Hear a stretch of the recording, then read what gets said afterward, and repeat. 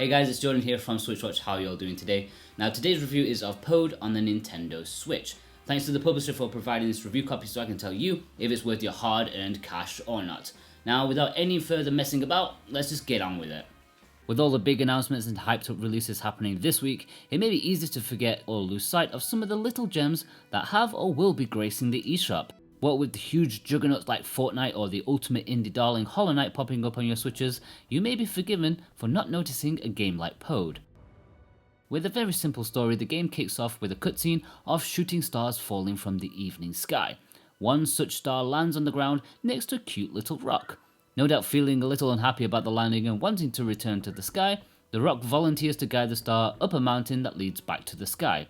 It's a minimalistic story which you would expect from this type of game. There's no dialogue or anything, everything is told visually, which I like. After the initial startup, the story does tail off for the gameplay to take over, which is a shame, but still, it's a nice tale of a new loving friendship, which is charming.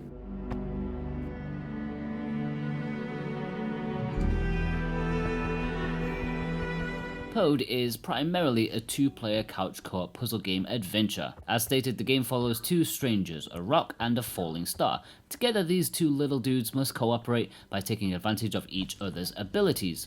Your little rock guy has the ability to interact with rock-based things and squeeze through nicely square tunnels. The falling star is similar but can use light to create life, usually sprouting trees and such. As you progress, it gets slightly more advanced with other abilities such as the falling star's teleportation and the rock's eating and spitting mechanic. You'll experience that the rock will sink in water and the star will daintily float. It's a small pool of talents and quirks, but they are excellently exploited to make some inventive puzzles. Together, both characters need to make it to the exit of each room presented to the player. These are generally short and self-contained, each with their own little mini puzzle. There are kind of worlds present in Pode, each with a handful of connected rooms with a theme, whether it be water, wind, ice and such. It's all really interwoven well, which I can appreciate. It feels like one whole game world and hides the fact that actually it's highly segmented. It's very good design from the developers. Unlike many games of this co-op nature but perfectly playable by oneself, is that unlike most modern efforts, the single player switches between the two with the press of the X button. It's not one of those where each analog stick is dedicated to one character, which I am grateful for as that's not a style that I particularly like. Sure, this does feel more stilted and a little archaic, but it's far more comfortable as an experience. So playing by yourself is fine. I played through the introduction stages by myself before being joined by my wife, and even though she's very inexperienced with video games in general, we had a lot of cute fun with Pode. It's definitely better with another person. I feel the relaxed nature of Pode can bring people together, being a game ripe for bonding sessions. Young people, inexperienced gamers, or veterans can come together to enjoy this cute little puzzle game. Even when playing with another person, you can actually switch characters with the same button, the X button. This is very useful if you're playing with someone of lesser skill who's not up to the task required.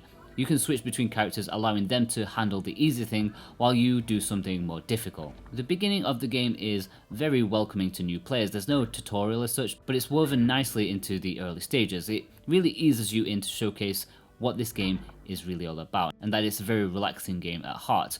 You do eventually increase your capabilities, which in turn makes things slightly more complicated, but it's still fairly relaxed compared to other games of a similar nature. There is little to no threat aside from falling off cliffs with little consequence, as these two little heroes bounce right back up. In that sense, it's not a difficult game, but the difficulty can ramp up with some of the later puzzles. I and my wife were often scratching our heads at what to do, especially in regards to the late puzzles in each world. Up until these points for each world, it's pretty simple. You generally get a grasp of what you have to do, it's just successfully putting it into practice. These last puzzles for each world just come across as really obtuse though, almost to blindingly guessing levels of obscurity, where if you press enough buttons, you may eventually come across the solution. For me, it's these later puzzles that really show that it's not all perfectly designed well. Visually, Pode has a very pleasing art style, apparently inspired by Norwegian culture. The very blocky structures with lots of hazy glows really sticking out. It's distinct for sure, and I think it looks lovely. Sure, it's not pushing the Switch's visual capabilities as models and textures are fairly basic, but that's not important with a nice pleasant art style like this. What I did find impressive for an indie title such as this were the cutscene animations. There's some really nice quality cutscenes made for this game, as mentioned in the story section. They are lovingly animated, which definitely sends the production value of the game much higher than many of its rivals. Performance wise, it runs okay for the most part, but there are times where frames are dropped here and there to a noticeable level, but not something that got in the way of the enjoyment of the experience. Obviously, a simple looking game like this really shouldn't drop frames at all, so hopefully it will be smoothed out with a patch later. So yeah, nothing major, but it is noticeable. One minor point about the performance are the frequent loads and their lengths. There's always a loading screen between stages and they do feel a little overly long, and did take me out of the experience somewhat. I would have liked it a lot more had this been tightened up a little. I know load times are unavoidable, but a way of masking them or speeding them up would have been nice.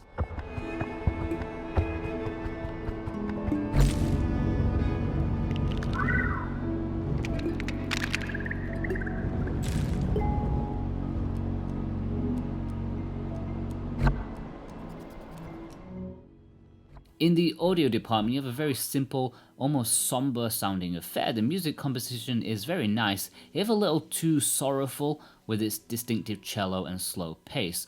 I enjoyed it, but I would have liked something a little bit more dainty and hopeful perhaps. It's not really a major complaint though, since it is well put together and probably fits the game and theme much better than I would like to admit, but listening to it didn't make me feel happy. It reminded me of something like the soundtrack to Braid. If you've heard that soundtrack, you'll know what I'm talking about. Pode comes in at £22.49 or $24.99, which is no doubt on the expensive side. When it comes to your hard-earned cash, it's definitely a tough one since you can get some decent bang for your buck on the eShop in this price range. If you're into charming couch co-op puzzle adventure games, then you really can't go wrong with Pode. It's solid for the money with excellent production values. It may not be the longest game in the world, maybe about 5 hours if I had to guess at how long it took, but that's just about the same level as most games of this kind and price range. Overall, as stated in the value section, Pode is a charming little co-op game that I'm sure those with a friend or loved one can have an enjoyable time playing through. You can even play it alone if you want, and although some of the charm is definitely lost in that translation, it's still perfectly playable and likable. Maybe some of you will find the price a little steep, and some of the later puzzles a little too obscure, but you can definitely have some great bonding time with a friend or loved one. It's a nice little game, not revolutionary or great, but enjoyable, a 7.5 out of 10. Okay guys, thank you ever so much for watching this review of Pode on the Nintendo Switch. In the comments below, let us know what you think of this game. Does it seem like something that you would like? If you're a regular Switch watcher, don't forget to hit that thumbs up button. And if you're new here, then why not consider subscribing for more awesome Switch content of the past, the present, and of course the future. We aim to be the best on YouTube. And finally, head over to the website switchwatch.co.uk for news, reviews, and features. It's well worth a daily look. I've been Jordan from Switchwatch, and I'll see you guys next time. Take care.